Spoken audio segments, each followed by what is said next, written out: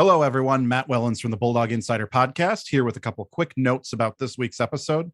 Zach Schneider, Bruce Ciskie, and I recorded this week's show on Tuesday, about 24 hours before the men's hockey series between the Bulldogs and Huskies was called off due to COVID-19 protocols within the Bulldogs program.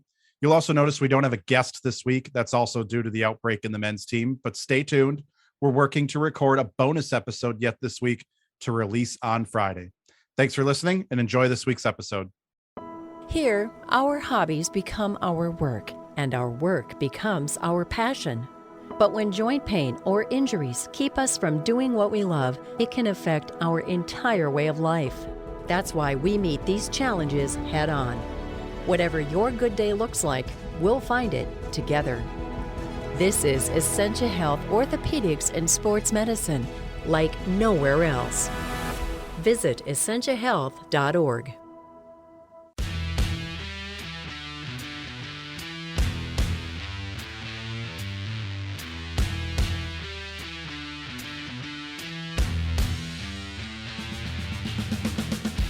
Hello and welcome to the Bulldog Insider podcast, brought to you by Essentia Health. I'm Matt Wellens, the Bulldogs hockey beat writer at the Duluth News Tribune and the Rink Live. I'm Zach Schneider, the television voice of UMD hockey on My9 Sports.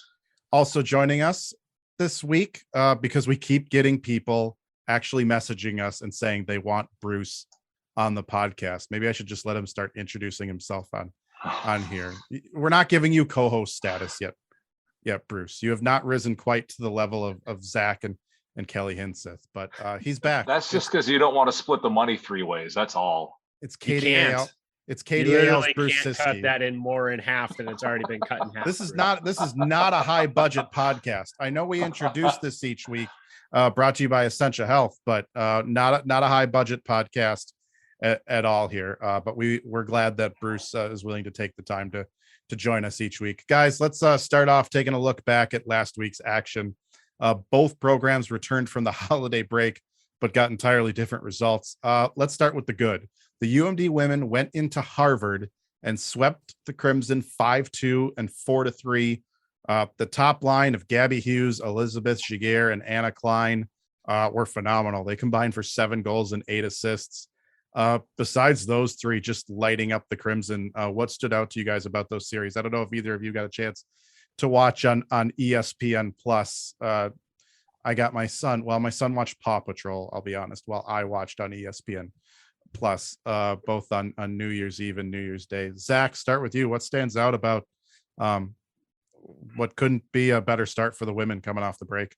Yeah, I mean, I think that other than those three, I mean, the team continues to win games and play its best hockey when it's faced with its best opponents, right? We've seen this team, as it has been maybe the past several years under Maura Kroll, show up for games against those top-ranked opponents, and Harvard was no different. To sweep a team on the road that's in the top 10 is always good. And, you have to credit that top line. I mean, 15 points in the weekend between the three of them.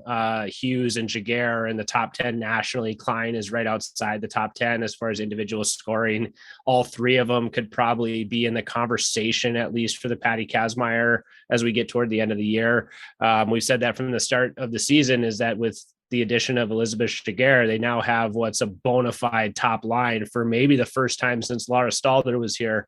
A trio that you can put out on the ice and expect them to score every single shift they're on the ice. And obviously that doesn't happen, but that's their go-to line. And they probably haven't had one of those in its true sense of the word, for a couple seasons now, but they have one this year. And I think that if those three keep rolling, there's no reason that it couldn't be a return trip to the Frozen Four on the horizon for UMD. Bruce, what stands out to you? Well, listen, one of the hardest things for any line to do is to continue to produce when everybody knows that you're producing. And these three, Klein, Hughes, and Giguere, continue to produce in very difficult circumstances. When the rest of the team is struggling to consistently produce points, these three just keep on going. It doesn't matter who's got the last change. It doesn't matter what the matchup is. they are finding ways. It's really impressive to watch those three out there and finding ways to make things happen when their team needs it the most, like the second period on Saturday when they fell behind after the friends and family officiating crew from Harvard made those couple of calls that they made early in the second period, and eventually Harvard got the lead off of it. Those three, again, they find a way. They tie the game. They give their team the lead. They add to the lead, and they help their team defend the lead. Yeah, what stands out to me about those three, because I think that's what jumps out to everyone about that game, is how much fun they have on the ice too. I brought it up right away to Maura Kroll in her Zoom post game on Friday night on New Year's Eve. I have to think always when I say the days. The series all messed me up this weekend, but it was Friday afternoon, actually, not evening, that talked to her. Elizabeth Giguère, man, 16 points now in her career against Harvard. She looked more excited to be back at Harvard than both Kroll and Bellamy maybe this weekend. She was having fun out there. Harvard didn't seem too happy to see her again. Giguère really was good, and Zach brings it up. I think all three could be in the Patty Kazmir conversation. Giguère's already won it once before. I think probably her and Hughes are more in the conversation right now than Klein. That's going to be, it's going to be interesting. This program, the women's program, yet to have a Patty Kazmir award winner in its history, which is one of the great crimes, I think, in all of college hockey, that no one from the Bulldogs has ever won that award. But the way that line is playing right now, it'll be interesting to see how all the awards as well shake out. Hughes got the offensive player of the week, by the way, from the WCHA this week. I was curious to see if that would go to Giguère or Hughes. On the opposite side, the Bulldogs men played a home and home with number 1 ranked Minnesota State, and they lost twice, 2-1 in OT in Mankato and 3-0 at home on New Year's Day. Guys, Scott Sandel and I kind of went back and forth on this a little bit both nights, where you go from saying, here are all the things that you see that the Bulldogs need to do, but at the same time, you're like, but those struggles were because Minnesota State was so good in these areas. UMD held to 1 goal, but Dryden McKay is just great in net. Not a lot of offensive chances, but Minnesota State's able to, put pressure out and limit them. Is there any cause for concern coming out of that series that they got swept by the Mavericks and only scored 1 goal, or is this a tip of the hat to the Mavericks? Bruce, I'll let you start on this one.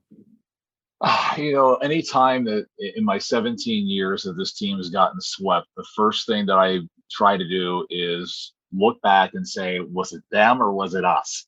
And a lot of times you come back and say, well, UMD needed to do this and this and this. And you can say that about this past weekend as well. But that was as complete a series as I've seen a team play against UMD in a long time. Minnesota State was good from the hop on Thursday. The plays that UMD made were plays under pressure almost every single time.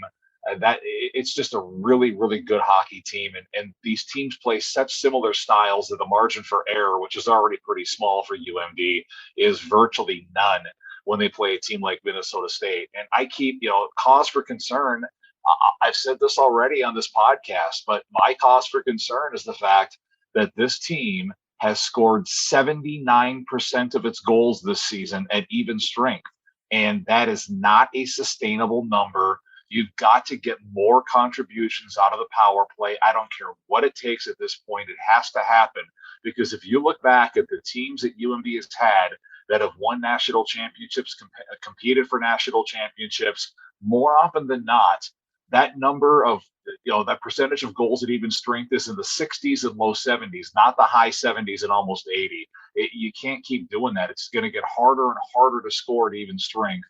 And if the power play continues to sputter, Scott Sandelin talked to me Thursday. We did a whole kind of midseason review before we talked about Mankato about offensive consistency and the need for it in the second half. You're not going to get it if the power play doesn't get better. Zach, anything to add to what Bruce had there? Yeah, the power play was something Scott brought up right away on Saturday. That was one area where he didn't say, well, Mankato's penalty kill stymied us or anything. That was, they need to score on those power plays late. Yeah, I think it's reason to have cause for concern, right? We're at the new year. They're just above 500. They've played a really tough schedule as is normal now for UMD, but they've gone through stretches like this in each of the 3 national title years. Back in 11, I think they lost or were winless in like 6 of 8 games. In 2019, it was like 5 of 7. 2018, they went through like 2, 3 or 4 game losing streaks in the middle of the year. So, I mean, it's not unprecedented that this program doesn't, go wire to wire and have, a 30 win season. That's not really how it's been built. But this year, it feels like, as Bruce said, the margin for error is maybe the greatest cause for concern for this team. They have an identity. They know how they need to play. And they've proven this year that when they play that way, they can play with the best teams in the country.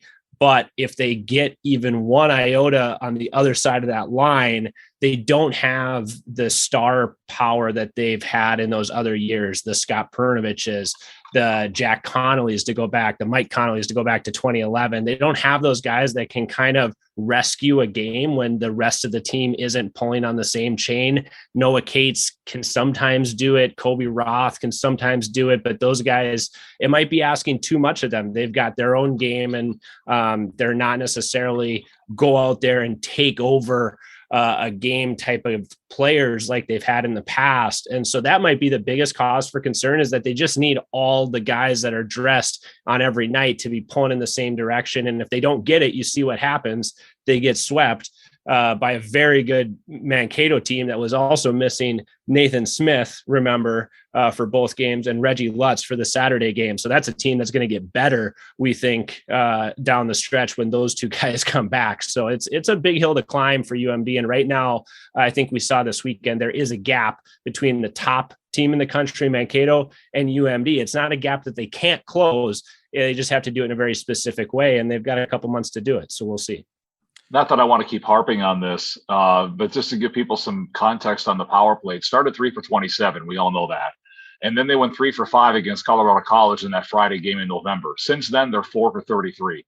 So it's the sample is getting larger and the numbers aren't getting better. And that's got to be driving these coaches crazy.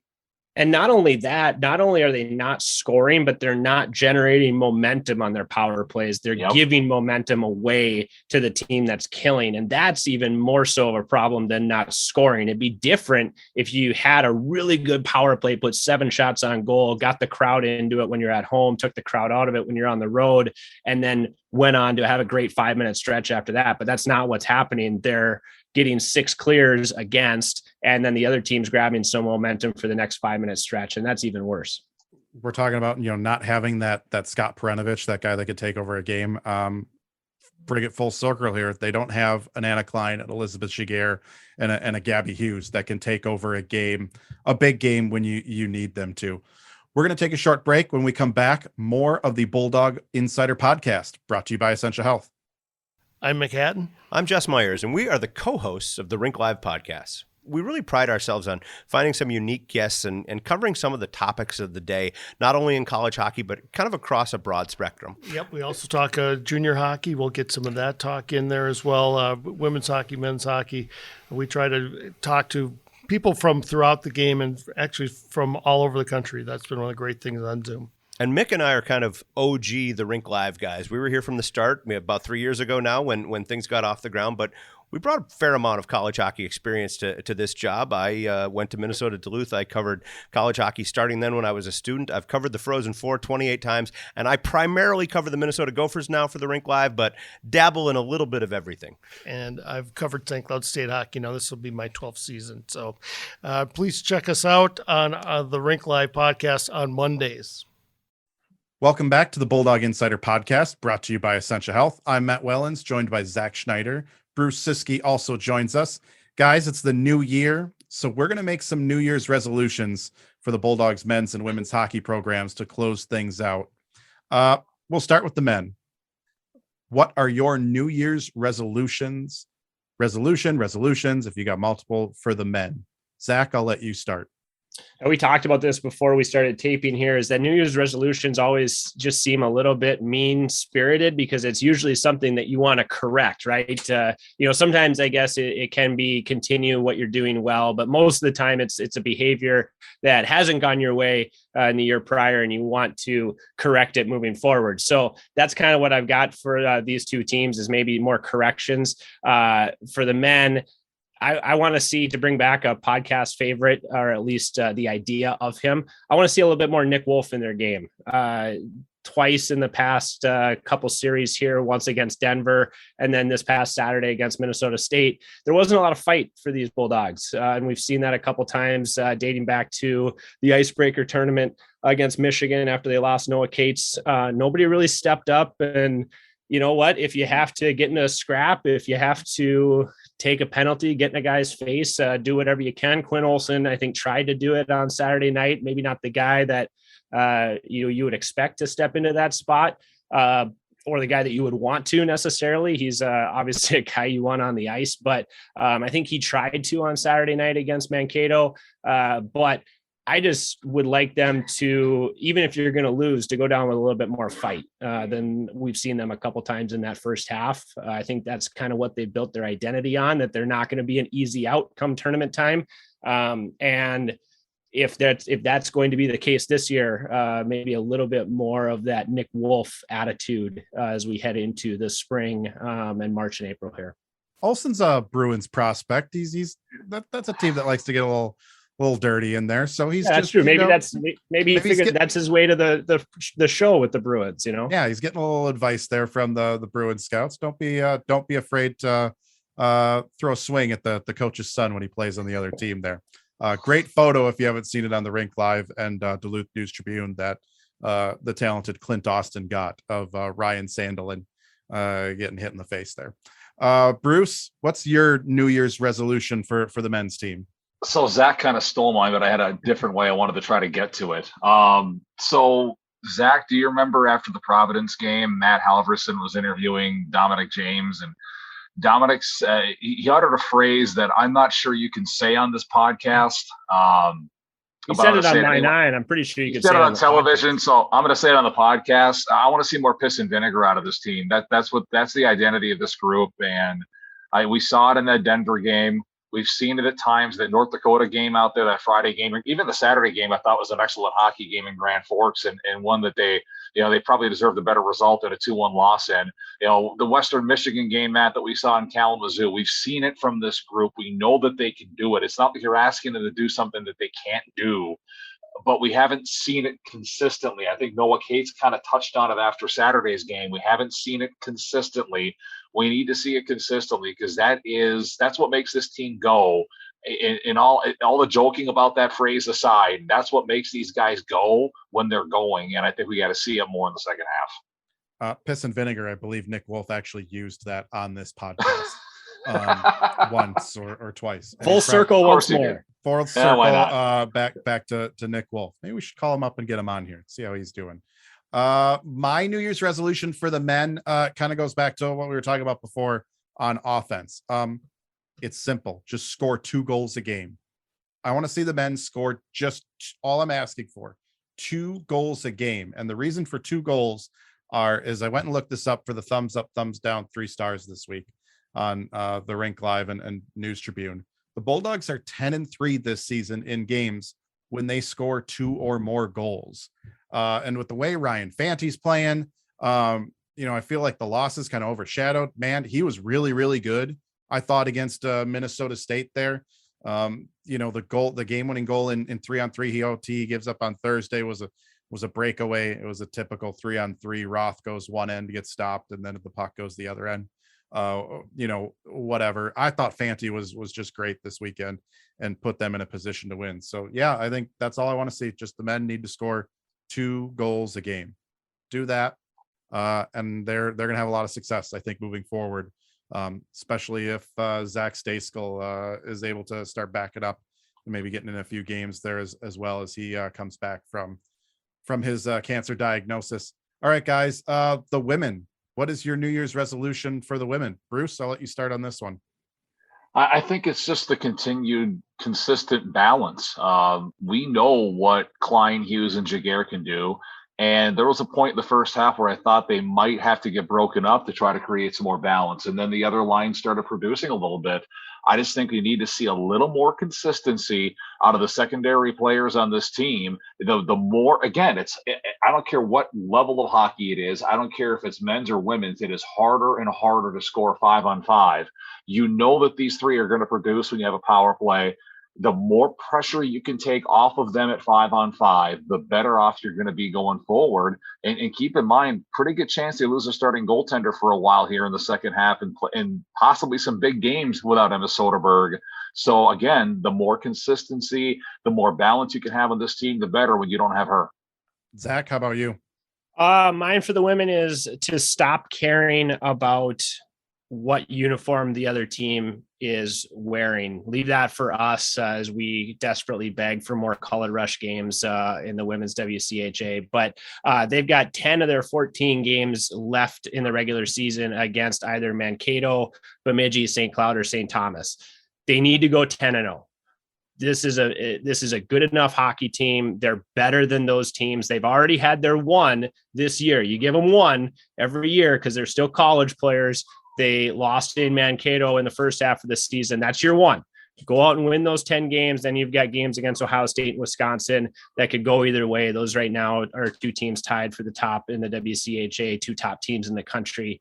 So obviously you want to win those games. You can expect to win those games as a program, but kind of same as the men. If you play well, you can accept losing those games. But if you lose 1, 2, 3, don't get results in those games against the other teams, you could be on that 11-team bubble now as far as the NCAA tournament goes, depending on how you play in those Ohio State, Wisconsin games. And what UMD has done in years past is make those games against number 1, number 2 in the country essentially must-win games because they've dropped other games to some of those lower teams in the conference. And so go 10-0 against the teams that you're supposed to beat the rest of the regular season. That's the New Year's resolution for the women.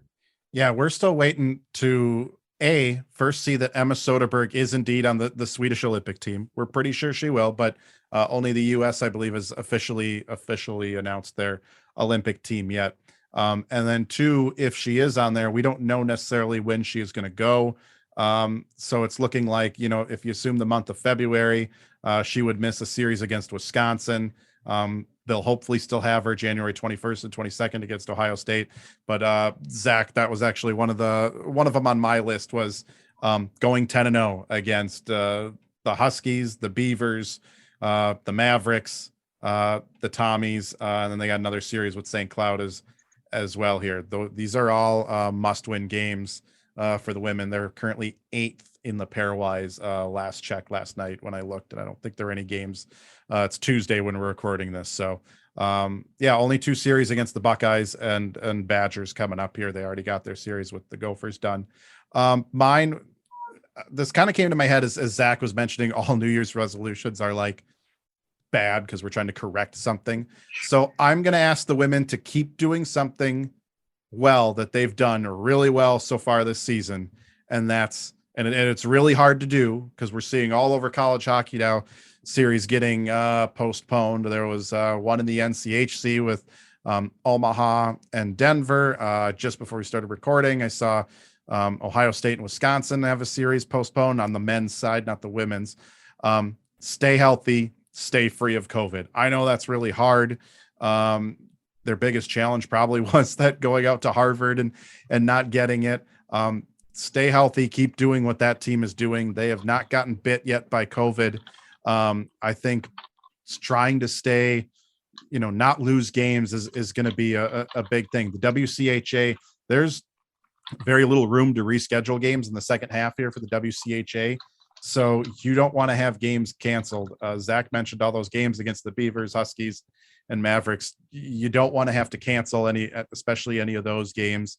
You don't want to lose the opportunities you do have against Ohio State, Wisconsin, because those are games that can help move you up the pairwise. So for the women, their New Year's resolution is, well, I guess the same as 2021. That's stay healthy, don't get COVID, and keep everyone in the lineup.